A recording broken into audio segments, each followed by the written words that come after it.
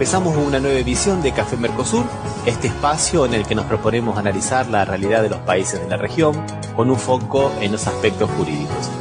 Hacemos este programa desde Rosario, Argentina, quien les habla, Osvaldo Di Princio y Daniela Burlini, y de San Pablo, Brasil, Ramiro Cayano Blanco.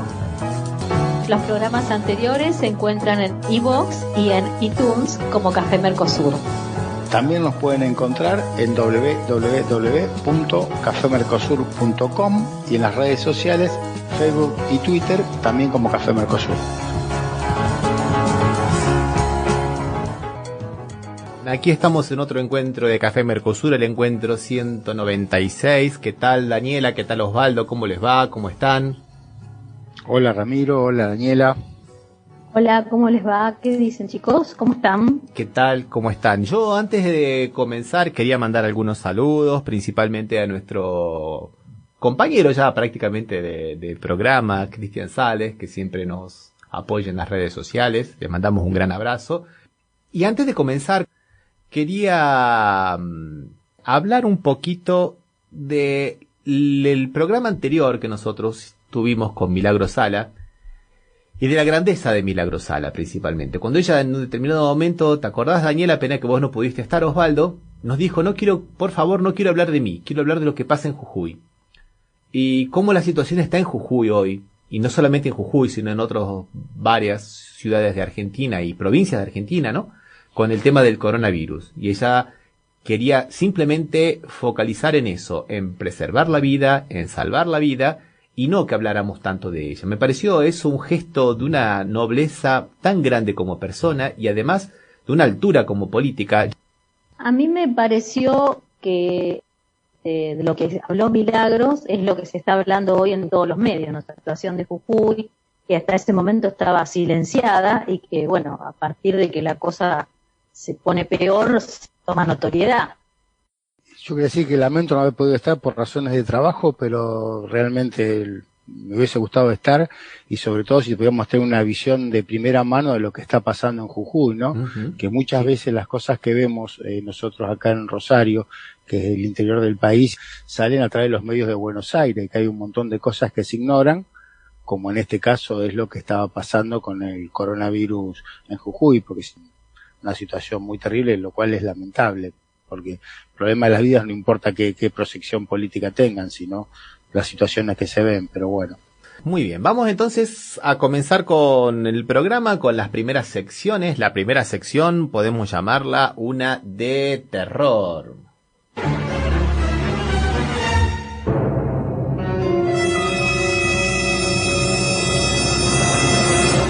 Y viene de Paraguay, lamentablemente tiene que ver con los pueblos originarios y también con la expansión de la frontera agraria, en este caso protagonizado por lo que se le llaman los brasilguayos. Son los brasileros que viven en Paraguay, mitad brasilero, mitad paraguayo ya, algunos ya son de segunda, tercera generación, que no son pocos, que en este momento están queriendo quedarse con la idea, con la tierra de unos pueblos originarios, ¿no?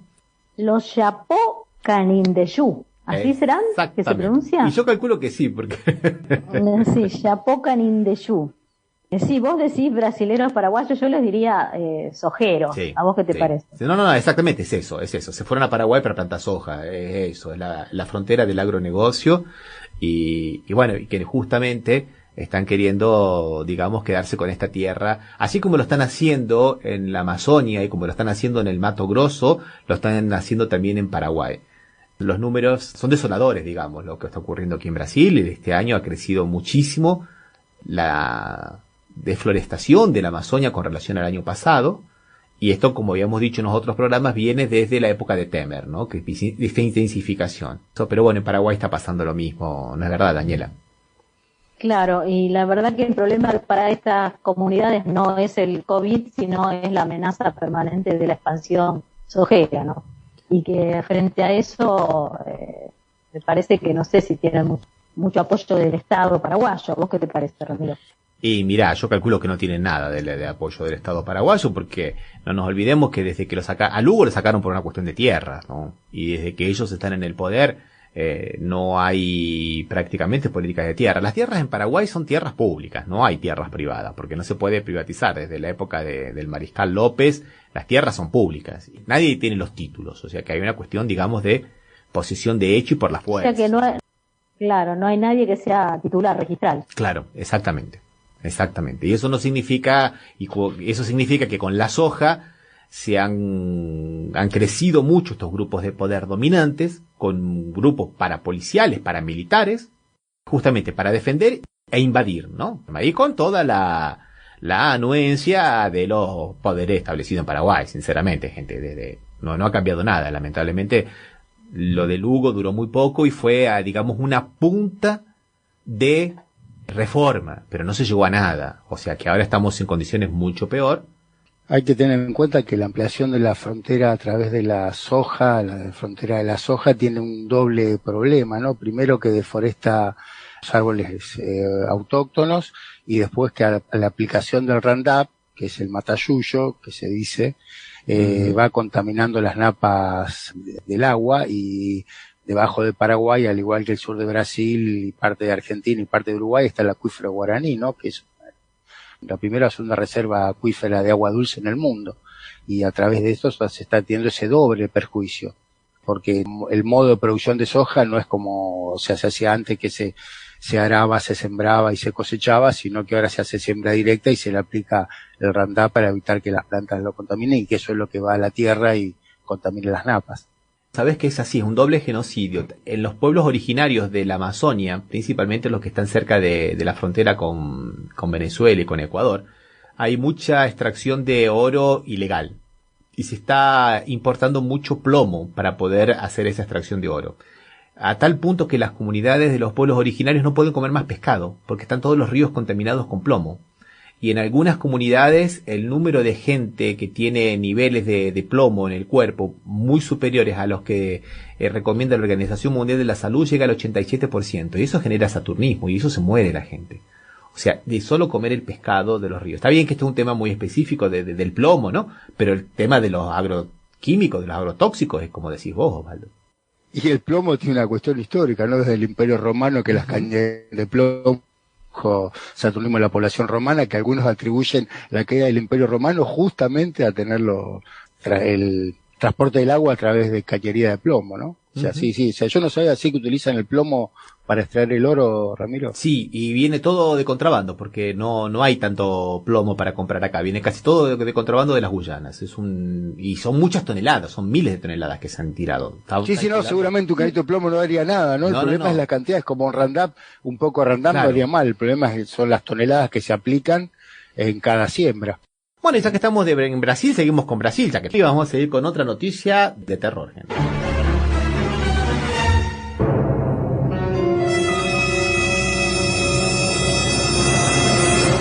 Tiene que ver con el fiscal jefe de la operación Lava Jato, Dallagnol.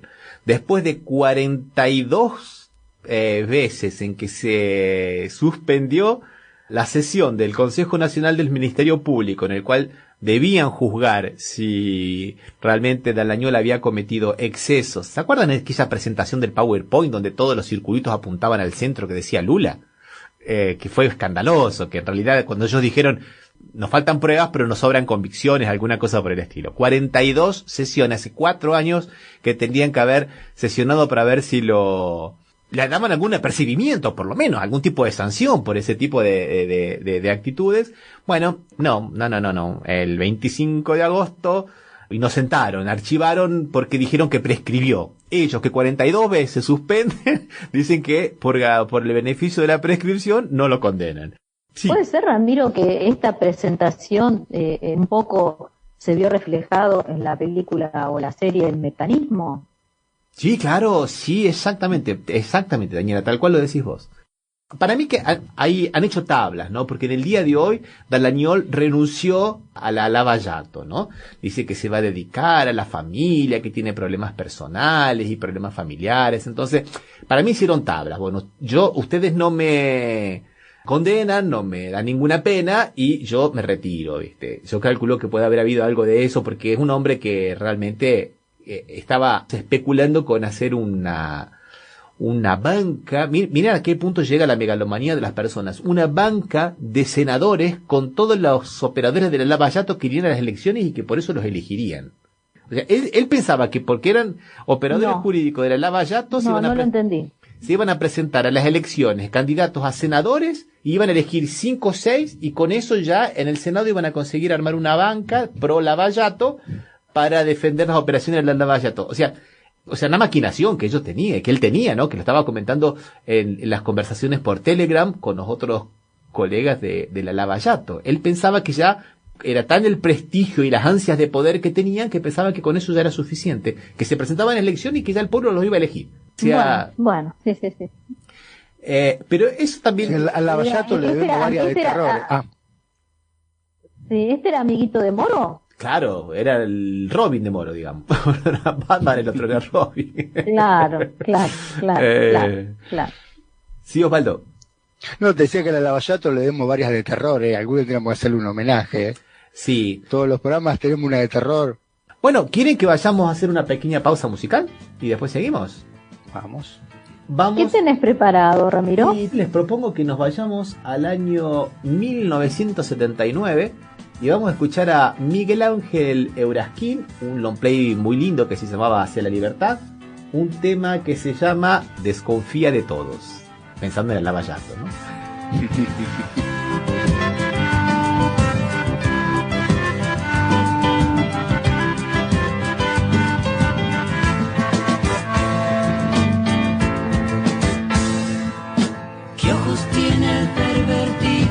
Cree que todos son como él, por las noches se lame su herida, luego el sol le cierra la piel.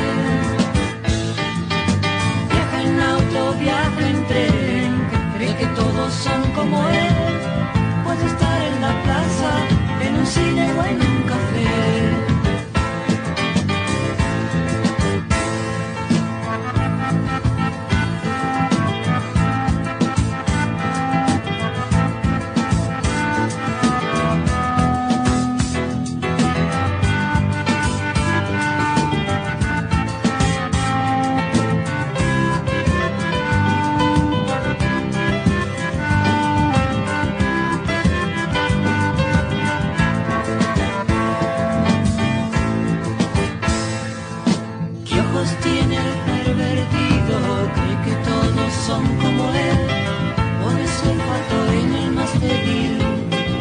Sigue hasta hacerlo caer. Desconfía de todos porque cree que son todos como él. Goza del sufrimiento cuando tiembla hasta los pies.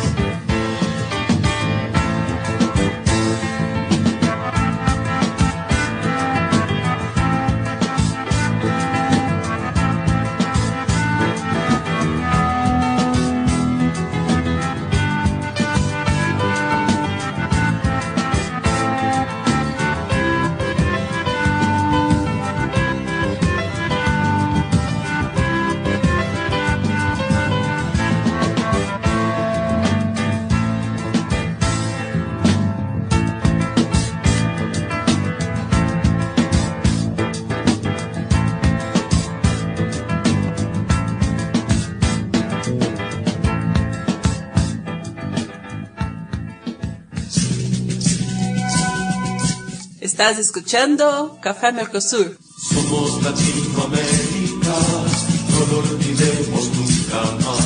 Somos Latinoamérica, no lo olvidemos nunca más. Somos Latinoamérica. Ya que estábamos hablando de la Lava Jato aquí de Brasil y aprovechando un poco la viñeta de Somos Latinoamérica, nos vamos a otras Lava Jato, nos vamos a la Lava Jato de Ecuador. ¿Qué les parece, gente? Vamos. ¿Qué pasó en Ecuador, Ramiro? Lo que nosotros veníamos sospechando, solo que ahora aparecen más pruebas, ¿no? O sea, Chicaiza, que fue el que denunció a Correa supuestamente por haber mandado a matar al diputado opositor, al diputado opositor Fernando Balda en 2012, uno de los motivos por los cuales tiene la prisión preventiva decretada y inclusive tiene un pedido de Interpol. Confesó ahora que lo presionaron para involucrar a Correa. so pena de ir 9 años en cárcel. O sea, lo que nosotros decíamos, o sea, vamos, te presionamos, y si no decís lo que nosotros queremos, vas preso. Que es lo que más o menos se hizo aquí en Brasil, lo que se hizo en Ecuador, lo que se hizo en Perú, lo que se hizo en Argentina. Entonces, no, es una especie de mazmorra para poder sacar confesiones. Para ponernos, digamos, en contexto, el candidato a vicepresidente de Ecuador es Correa ahora, ¿no es cierto? Sí, es Correa. Por en cuanto es Correa, vamos a ver qué dice la justicia electoral. Claro, la justicia no está muy de acuerdo con esa posición que sea Correa. Entonces, este tipo sería como un arrepentido. Es un arrepentido, claro, es un arrepentido. Un arrepentido que... ¿Está viviendo en Argentina? Solicitó el asilo porque la situación allá en Ecuador era bastante compleja y creo que tuvo un paso por Colombia también, que tampoco fue muy halagüeño en cuanto a sus expectativas o lo que le habían prometido. Acá se ve que prometen y cumplen más que allá, aparte, ¿no? Para los delatores. Que él dijo eso, que su vida había corrido peligro, había tenido 3 atentados con balas y un accidente de tránsito, ¿no? O sea, es bastante complejo. Y aparte una especie de un accionar más o menos parecido, ¿no? Estas cuestiones de los accidentes de tránsito. Nunca están muy aclarados después. No se llega a ningún lugar con esto. Lamentablemente es así. Te pregunto, ¿quién es Fernando Balda? ¿Qué fue el que quisieron secuestrar o secuestraron? Y era un diputado ¿Es de derecha, opositor. es de centro? Claro, era un diputado opositor y que de pronto por un hecho policial lo secuestraron y después, muchos años después, como 4 años después, cuando ya Correa ya no estaba más en el poder, ya era Lenín Moreno, era el presidente, se hace un proceso y aparece Chicaiza diciendo que lo habría mandado a secuestrar Correa. O sea, a secuestrar claro, Correa. Claro, entonces es siempre lo mismo, estas delaciones que no tienen pruebas. O sea, nosotros hacemos toda una causa sin pruebas. O sea, por eso digo que igual que la Lavallato. Lo mismo ha pasado, por ejemplo, con las delaciones acá de la Lavallato. No llegan en ningún lugar, no hay ninguna prueba. Y sin embargo eso significa procesos, significa persecución a las personas opositoras o a quien ellos deciden que lo que debe ser, inclusive sacarles dinero, ¿no? Como pasó en Brasil, como pasó en Argentina y como pasó en varios lados. ¿El hecho existió? ¿No existió? No, el hecho existió, pero no tenía nada que ver con Correa. Claro, ¿y quién lo secuestró? No se sabe. No. Aparte fue en Colombia secuestrado. No. Sí, fue en Colombia. Fue en Colombia, exactamente. O sea, más complicado todavía. No, es como decir, bueno, me dijeron que fue a robar, pero el robo existió o no existió. No, me dijo que el otro fue a robar. Es desopilante. Mira, ahora tenemos un caso muy parecido ahora que ha salido con las cuestiones de la AFI. Cuando la AFI salió armó una precausa contra esta chica que había salido con Nisman. Y las tuvieron aproximadamente 9 meses vigilándole los teléfonos celulares, siguiéndola a dónde iba, a dónde no iba, y la presionaban con que iban a denunciarla a ella y a la familia si no involucraba a Cristina Kirchner en la muerte de Nisman. Ella se mantuvo, digamos, le hicieron un infierno a la vida de esta chica, le hicieron un infierno, los servicios de inteligencia, y esta chica se mantuvo fiel y no entró en ese juego. Pudo no entrar en ese juego. Pero hay gente que está presa y no puede no entrar en ese juego. Hay gente que está presa, hay gente que te presionan con la familia. Claro. Vamos por tu hija, o sea, es muy complicado esto, es muy complicado. Claro. Sí. El mecanismo más o menos se dio en la Argentina, se dio en Brasil, se da en Ecuador ahora, ¿no? Donde hay uno que, como decía Ramiro, que dice que escuchó, que oyó, que dijo, que vio, que le contaron, con un discursito armado, entonces se arma un proceso con eso, y la única prueba que hay es que escuchó, dijo, que vio, o sintió, o como pasó un periodista acá, que no, que cada vez que salía a correr con Palermo le daban una noticia, o le daban algo, claro, por un pendrive con información, ¿no? Un tipo de mucha suerte, evidentemente, para periodismo. Un tal de gente. Nosotros vamos a ver si salimos a correr más seguido, para ver si conseguimos algo posta fete. El problema nuestro es que no salimos a correr. Claro, es verdad. Sí. Si saliéramos nos llegarían esas cosas, ¿no? Ay.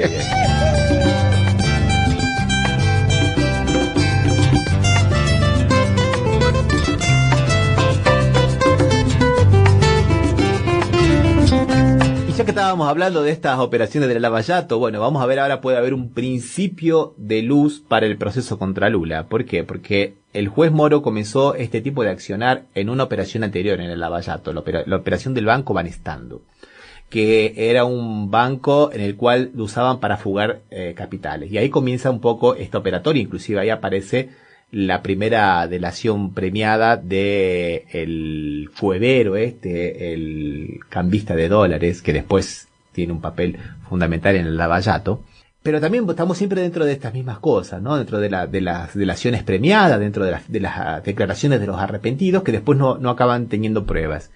Y ahora la Corte Suprema de Brasil, el Supremo Tribunal Federal, anuló una condenación hecha por Moro en aquel caso de la Van Estando, y que son más o menos los mismos presupuestos que se dan en la Lavallato, con lo cual posiblemente habría una especie de posibilidad de que a Lula le anulen los procesos de la Lavallato de Moro, porque sería un juez sospechoso en realidad, ¿no? En realidad sería un caso de imparcialidad. De imparcialidad, exactamente, de imparcialidad. O sea, si se anuló una sentencia por eso, no sé por qué no se podría anular la otra, ¿no? Inclusive el juez Lewandowski tuvo algunas declaraciones muy interesantes al respecto.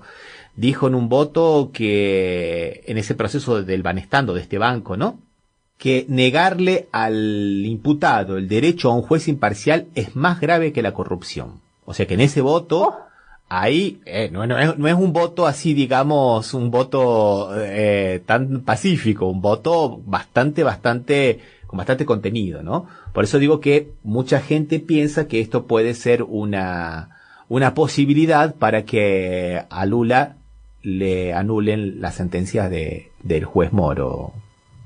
Muy buena noticia, Ramiro. Creo que es la mejor que has dado en los últimos tiempos. Y bueno, y ya que estamos, nos podemos despedir con una noticia de color. ¿Qué les parece? Unas coincidencias. Vamos a hablar de coincidencias, gente. Vamos a hablar de coincidencias. A ver, ¿con qué? ¿Con qué nos vas a sorprender, Ramiro?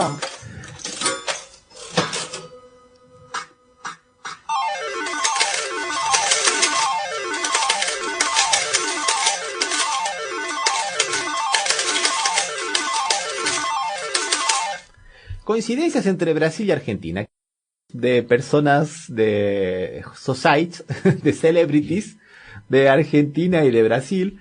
Tenemos a una presentadora que está conversando con la esposa del gobernador Doria, con Vía Doria. Esto ocurrió el 7 de julio y dijo lo siguiente la señora, principalmente Vía Doria, que es la esposa del gobernador, ¿no? A las personas les gusta quedarse en la calle, o sea, vivir en la calle, estar en situación de calle, ¿no? Ellos tienen que concientizarse de que tienen que salir de esa situación. O sea que no hay que darles comidas, ni darles vianda, ni darles nada. Porque eso les obstaculiza el proceso de buscar un trabajo e independizarse y salir de la situación de calle. O sea que si uno le da al pobre que está en la calle muriéndose de frío con el coronavirus, en realidad no lo está favoreciendo ni no lo está ayudando. Todo lo contrario, está perpetuando esa situación. Y eso me hizo acordar a unas declaraciones en Argentina, ¿no es Juana Viale o no? ¿Qué dijo? Porque yo no la sigo, Rami. No la seguís a la nieta de Mirta Legrand. Una carrera tan exitosa que ha tenido, tan meritócrata esa mujer. Dijo que estructurar tu vida dependiendo del Estado, en este caso se refería al IFE, a esta ayuda del gobierno para hacerle frente a la pandemia a las personas que no pueden salir de casa para trabajar. Estructurar tu vida dependiendo del Estado, de la IFE o de la asignación universal por hijo o las otras que hay, te limita tu capacidad de pensamiento para salir a buscar un trabajo porque ya tenés un ingreso.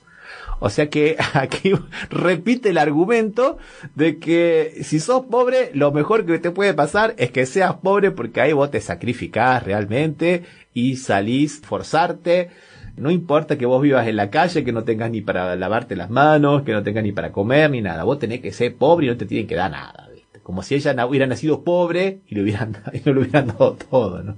Sí, es como que va a contramano de algunas opiniones que hablan del ingreso ciudadano, ¿no? Claro. Que dicen todo lo contrario. Dice, si todas las personas tuviéramos un ingreso ciudadano y tuviéramos asegurado mínimamente un estándar mínimo, podríamos salir a buscar trabajo y podríamos capacitarnos y las reglas en el mercado serían diferentes. O sea, en las antípodas de estas personas es el debate que se está dando ahora, que sería el ingreso ciudadano, que no tiene que ver con el IFE, sino que todas las personas podríamos recibir, por el solo hecho de habitar en un Estado de Derecho, el ingreso ciudadano. Y la fundamentación es esta, que tiene que ver con el pleno desarrollo de las personas, que no está atado a una condición individual. Por ejemplo, no está atado a que vos seas jubilado, a que seas una persona discapacitada, a que seas niño, a que seas viuda, sino que lo tienen todas las personas por igual. Realmente las opiniones también responden a su origen de clase, ¿no es cierto? De una persona que no tiene empatía con de los más vulnerables. Pero independientemente de la empatía, está a contramano de los debates actuales esta chica, me parece, ¿no? Vamos a charlar en la segunda parte del programa cuando nosotros hablemos un poco del impuesto a las grandes fortunas. Porque además denota una ignorancia económica impresionante. O sea, hablan porque hablan nada más. O sea, repiten, como bien dijiste vos, prejuicios y realmente ni siquiera... Bueno, lo vamos a hablar en la segunda parte, pero está muy bueno lo que planteas, Daniela, ¿eh? Muy bueno. Sí. Escuchamos algo de música, ¿qué les parece? Vamos. Ya que estábamos hablando de estas señoritas, vamos a escuchar un tema llamado Pelotuditis.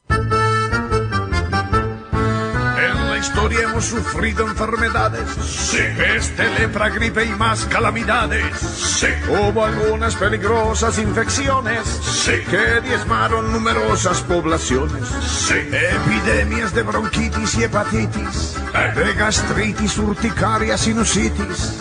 Hoy parece que hay un virus en la psiquis que nos produce una letal pelotuditis. Pelotuditis en la clase alta, pelotuditis en la clase media, pelotuditis en la clase baja, pelotuditis que produce la infodemia, pelotuditis en muchos gobernantes, pelotuditis en muchos gobernados, pelotuditis en discursos delirantes, pelotuditis que nos tiene preocupados. Tal vez el síntoma que más los perjudica, sí, es cacerolear porque la tele se lo indica, sí, pero hay un signo que da el pelotudismo. ¿Cuál? Es hacer cosas en contra de ellos mismos. Afecta a jóvenes y viejos semejantes y les instala su discurso dominante. Y en el espejo del soberbio y arrogante se creen pelotuditis importantes. Mientras la peste horrible nos asola, la pelotuditis golpea cacerolas. No se dan cuenta que el mal que los controla es peligroso como un mono con pistola. Resumiendo, durante esta pandemia hay que evitar que nos gane la infodemia. Pues si dejas que penetren en tu psiquis, seremos víctima de la pelotuditis.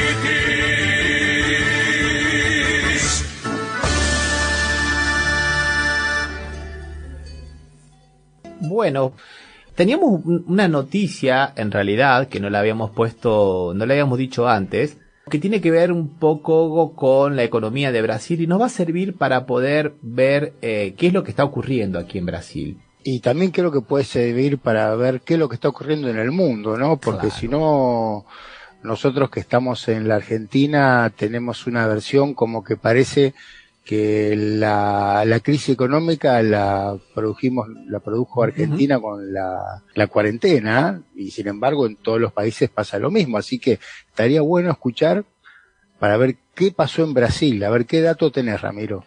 Bueno, en Brasil hoy se ha salido la noticia, ¿no?, de que el Producto Bruto Interno se ha desplomado el 9,7%. Está todo el mundo aquí, digamos, en polvorosa por esta noticia.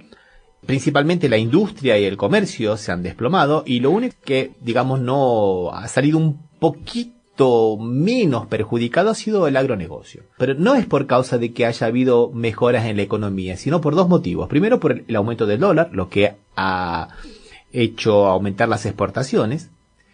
Pero también eso tiene el reflejo de siempre con relación al mercado interno. La inflación no ha subido mucho, pero los productos alimenticios sí han subido mucho. Los productos alimenticios se han disparado, y justamente es por causa del aumento del dólar. Esto es complicado porque tenemos aproximadamente casi 4 millones de infectados por el coronavirus, 121.000 muertes ya del coronavirus, y la economía que Jair Bolsonaro decía que iba a proteger, que iba a cuidar, que iba a priorizar por la salud, bueno, no, ni una cosa ni la otra. Y quiero apuntar una cosa aquí, que pocos economistas lo están diciendo. es que no ha sido peor, porque 64 millones de brasileros han recibido la ayuda financiera del gobierno que le impuso el Congreso, porque Bolsonaro no quería. Lo habíamos charlado en programas anteriores, ¿se acuerdan? Cuando estuvo Mariano. Sí, sí. No, justamente, o sea, me leíste el pensamiento, porque justo te iba a hacer ese, pensaba, ¿no? Desconociendo, te pensaba preguntar qué hubiese pasado si el Estado no pagaba esa ayuda extraordinaria, 600 reales, qué hubiese pasado en la economía interna sin esa ayuda extraordinaria, que acá tanto la criticaban, inclusive, pero he llegado a veces para que se entienda un poco cómo es la prensa en la Argentina. Hubo un diario en la Argentina que dijo Bolsonaro tenía razón, porque la economía cayó en 9,75. O sea, si justamente hubiese caído más, si se hacía lo que Bolsonaro pensaba primigeniamente, era no pagar nada, no pagar ninguna ayuda extraordinaria, ¿no? Realmente, qué mala noticia la caída, porque creo que leí acá que era la caída más grande en la historia de Brasil o algo así, el PBI. Exactamente, Osvaldo, es la caída más grande en la historia de Brasil.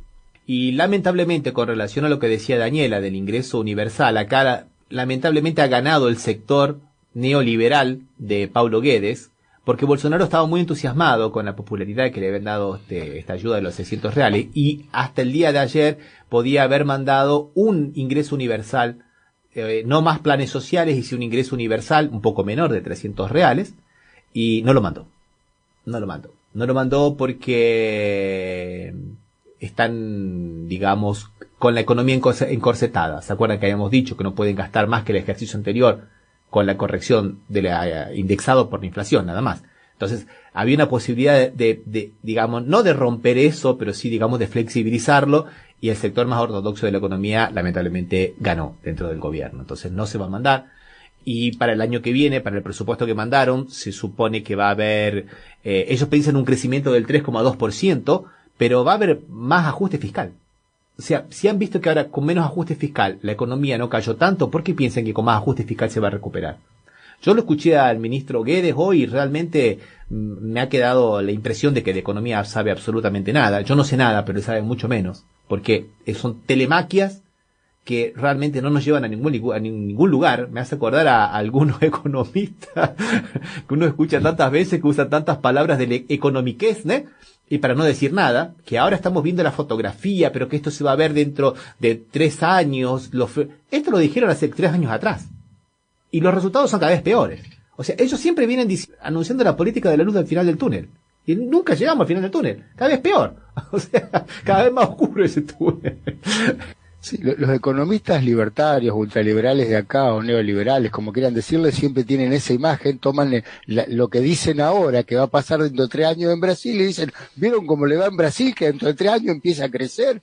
Pero esos 3 años no llegan nunca, porque a los 3 años son 3 años más, es como el segundo semestre de Argentina, ¿no?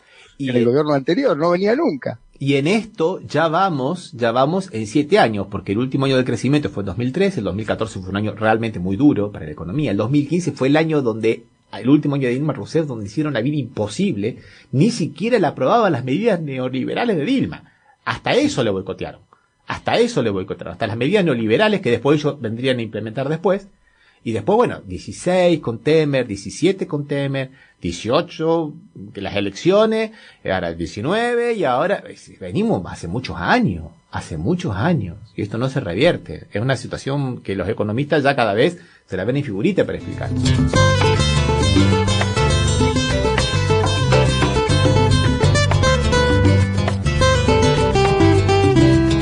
Pienso en los millones de personas que sufren acá en Brasil y que la pasan mal, entonces es complicado porque se reifica la idea de la economía. La economía es una cosa, es un ente que hay que cuidarlo, está nervioso, hay que protegerlo, y la economía es un medio para la gente. No nos podemos olvidar nunca de eso. Y la gente, sí, lamentablemente está mal.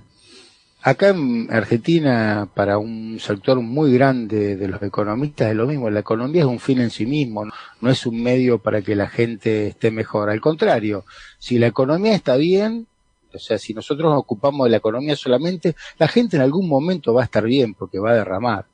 No. Y acá nunca pasó. No derrama. Lo único que derraman son las valijas para afuera con los dineros que se llevan. No. sin ir más lejos, acá tenemos, parece que un país vecino de Argentina sea el centro mundial y es el centro mundial del lavado de dinero, ¿no? Porque también muchos brasileños lavan. Un país chiquitito que tenemos cerca. Sí.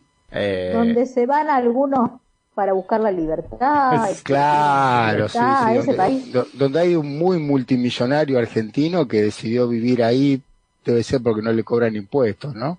Así es.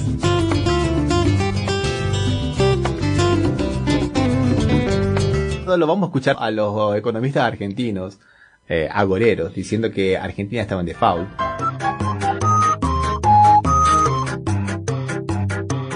Estamos negociando para no caer en default total. Está mal, puede terminar peor. La propuesta que ha hecho el gobierno es muy mala. Acá hay una prueba muy contundente de lo que sucede cuando no hay un plan. Después de un año estamos hoy casi poco menos que en el default. Cuando tiro al aire así una propuesta pensando que del otro lado la van a aceptar. Ya estamos en default, una confirmación del desastre. Hay negociaciones y no hay un final feliz. El partido lo van a jugar River contra Sacachispas. Exactamente. Sí, claro. ¿Entendés? Sí, sí.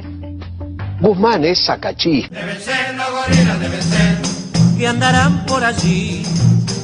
Y Argentina el día lunes 31 dio un anuncio impresionante con relación a la deuda con los privados, que se suponía que era una de las deudas más difíciles, ¿no? El 99% de la deuda pública en moneda extranjera, bajo ley extranjera, ya ha quedado reestructurada.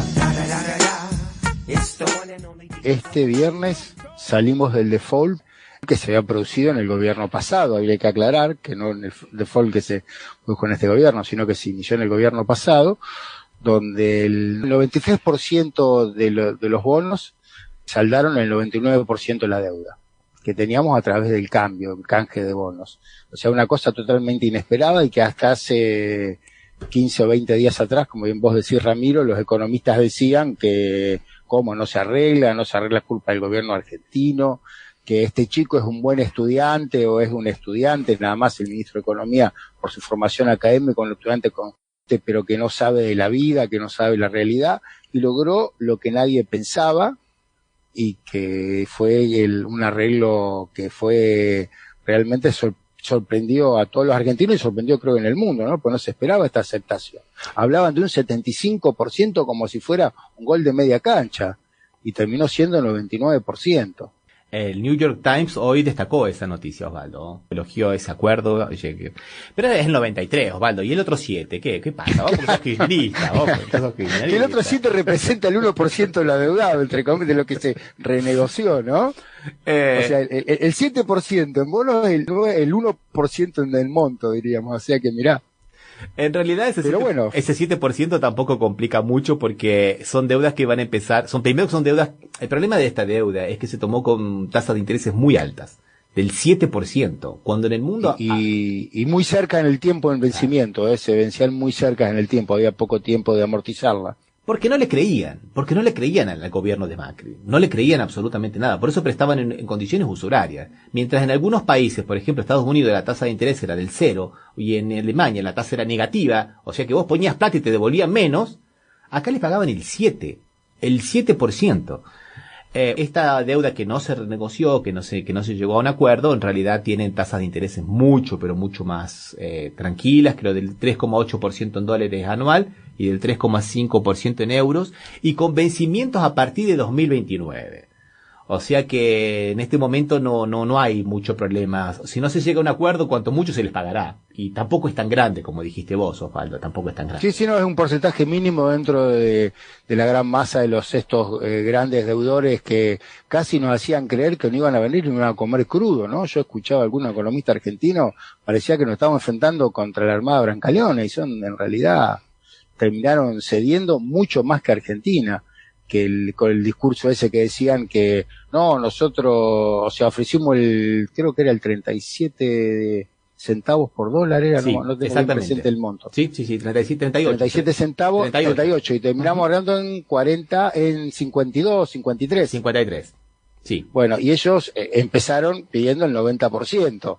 O sea, ¿quién fue el que tuvo que ceder más en definitiva? Es que estos muchachos parece que nunca compraron un auto, ¿no? Cuando uno va al auto, ¿qué le dice? Che, ¿cuánto vale? Y vale 1 millón. Entonces uno dice, ¿te pago 1 millón? No, es para empezar a negociar. Esto es lo mismo. Argentina empezó ofreciendo menos para poder negociar, y fue porque era más fácil el camino que hizo el ministro, el gobierno anterior, que dice, ¿cuánto le debemos? 100, bueno, le damos 110 y lo cerramos acá, ¿no? Le pagaron hasta el taxi a los abogados de los fondos buitres, le pagaron hasta el café, ¿viste? Le pagaron todo, le pagaron mucho más de lo que pedían, o sea, una Por eso sí es cierto, o sea, hasta ellos decían, no, pagan más de lo que ofrecemos, lo mismo que pasó con el gas, ¿no? Que el gobierno anterior, que pagaban más de lo que de lo que pedían. Deben ser los gorilas, deben ser que andarán por allí.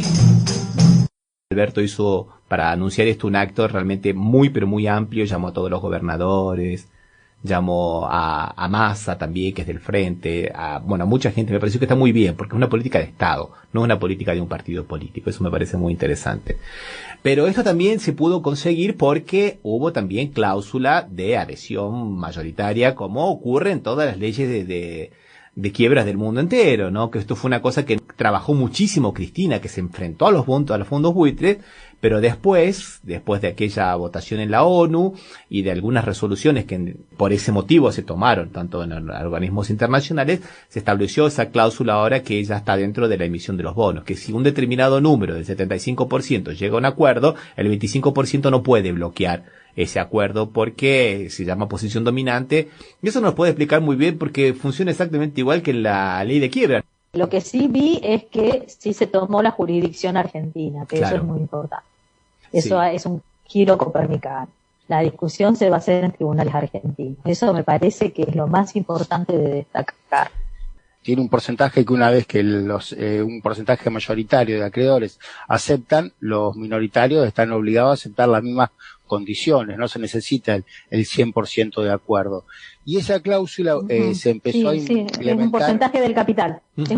Claro, no ni siquiera un porcentaje de acreedores, sino del capital. Por eso No, es un porcentaje de capital. Del capital. Sí. Por eso cuando hay un acreedor mayoritario, a veces es el que tiene la llave de las quiebras, porque es el que su aceptación hace que todos acepten.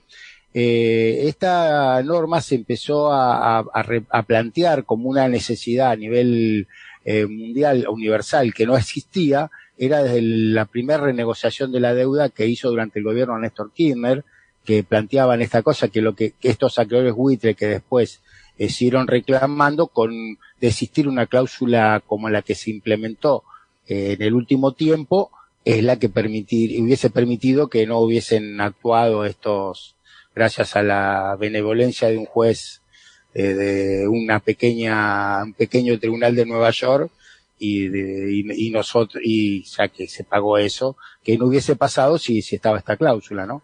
En realidad que se empezó a emprender esa época, sí.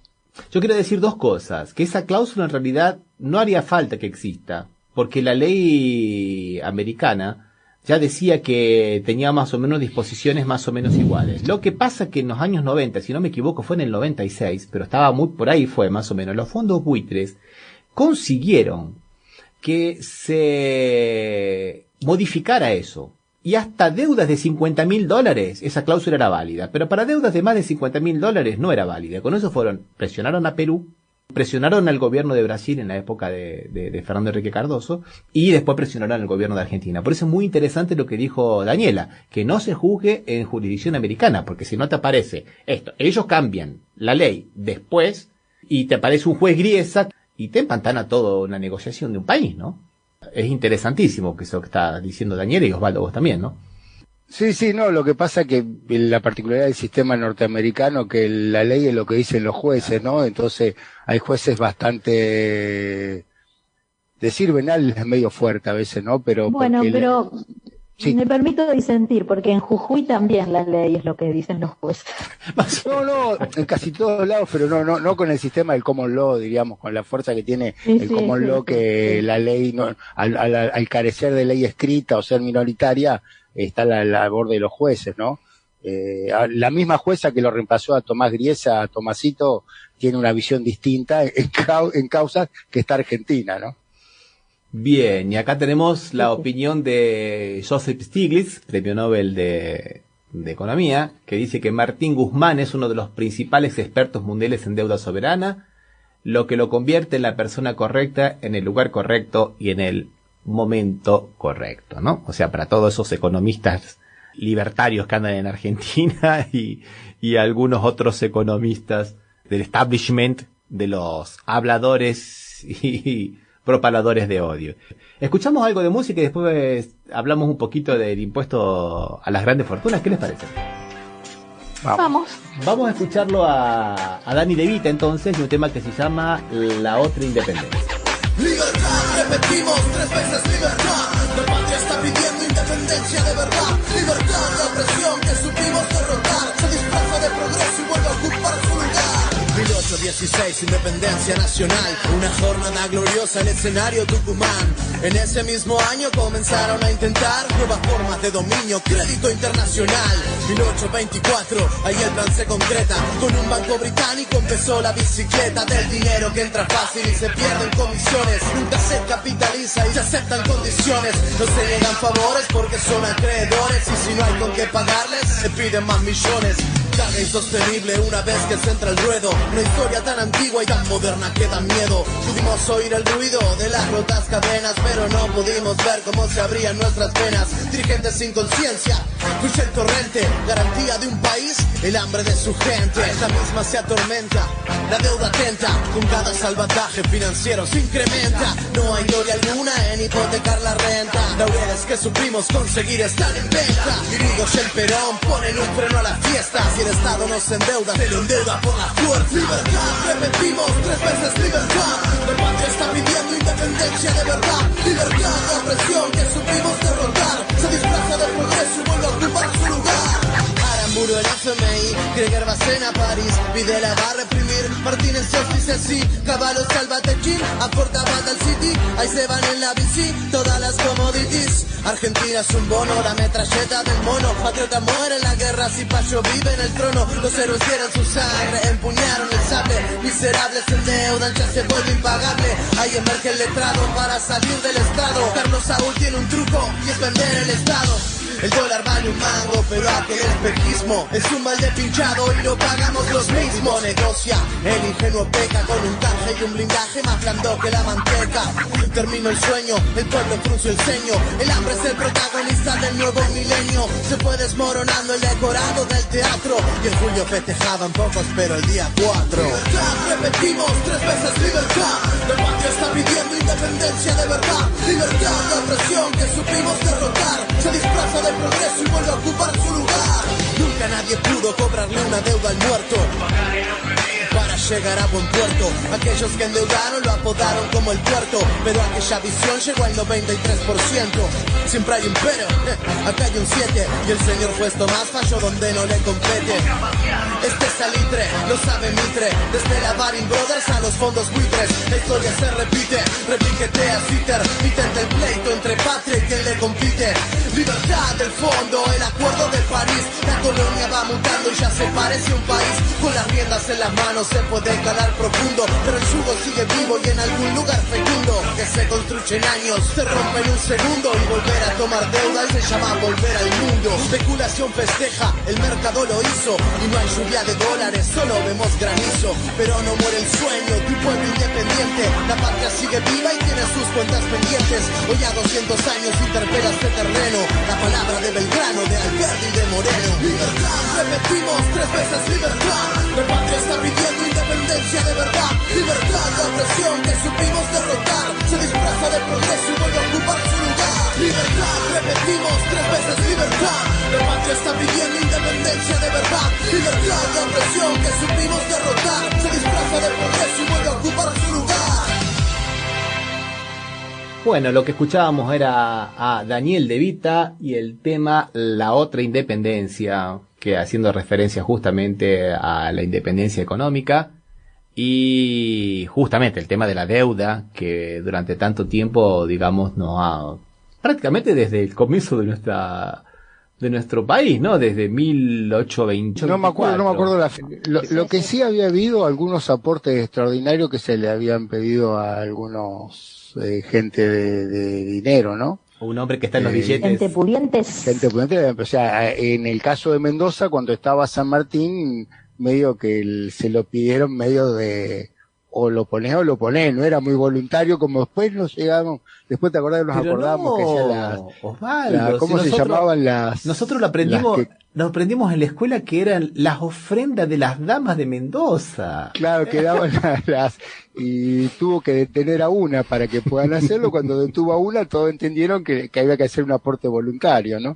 No fue muy voluntario. Eso no lo sabía eso. Sí, no, el aporte voluntario no fue tan voluntario, detuvieron a la más rica de Mendoza, a la familia más rica de Mendoza, a una de las mujeres, porque había donado un anillo, una cosa así muy simple, y entonces todas decidieron que lo mejor era colaborar, lo cual permitió que pudiese financiarse el cruce de los Andes, ¿no? Una medida ejemplificativa. Creo que también en el norte pasó algo parecido cuando estaba Belgrano, que también tuvo alguna ayuda extraordinaria que no era muy voluntaria, pero después con la historia nos dijeron que sí, que se hizo de manera voluntaria, ¿no? En el éxodo jujeño, gente, por favor, ¿quién va a salir en plena guerra a dejar sus casas, a dejar todo, sus negocios, su vida, quemar la ciudad y ir voluntariamente de Jujuy para Tucumán? O sea, lo hicieron con la punta de bayoneta. Sí, a punta de... Sí. Muchos inclusive eran colaboracionistas con los realistas en el norte, sobre todo. No fue tan fácil, porque pasando la frontera todavía era colonia española.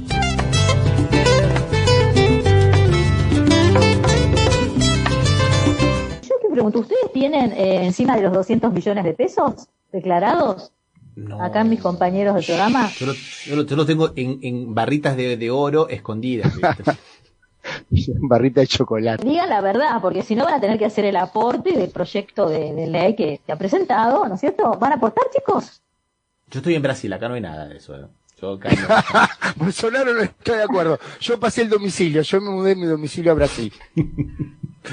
Bueno, veo que mis compañeros son reacios a colaborar, ¿no?, con este aporte, ¿no es cierto? Claro, extraordinario, no es, digamos, un impuesto que sea permanente, y que solamente grabaría a aquellos que tienen de 200 millones para arriba. ¿A ustedes qué les parece la propuesta? Lo primero que yo tengo que apuntar aquí por mi lado lingüístico, de lingüista, es que este gobierno siempre se equivoca con los nombres. A diferencia de Mauricio Macri, que hacía muchas macanas con nombres bonitos, o que no hacía nada dándole nombres bonitos, ¿no? Cuando hacía un cantero en una avenida le decía que era un aliviador pluvial parquizado, y era un cantero. Este gobierno se equivoca con los nombres, porque en realidad no es un impuesto, es una contribución única, por un motivo que es, digamos, de calamidad pública, un motivo que todo el mundo sabe, una pandemia, es una vez sola, no es un impuesto. Hay gente que quiere que sea permanente y que sea impuesto, pero realmente la propuesta es, creo que una única contribución solidaria, ¿no es verdad, Daniela? Sí, es por única vez. Este aporte solidario quiere tener un destino específico, está previsto que una parte vaya para el equipamiento médico, para la compra de vacunas, para el abastecimiento a los centros asistenciales sanitarios, para reforzar terapias intensivas, todo lo que tiene que ver con la pandemia. Un 20% está pensado para subsidios a las micro y medianas empresas, para generar empleos, y también creo que tiene que ver con la beca Progresar, que era para que los chicos vuelvan a estudiar, ¿no? Para que muchos estudiantes secundarios vuelvan a las escuelas porque tuvieron que abandonar por situaciones económicas. Hay gente que está a favor, hay gente que está en contra. Muchos ricos ya dijeron hace un par de meses atrás que ellos querían pagar más impuestos, ¿no?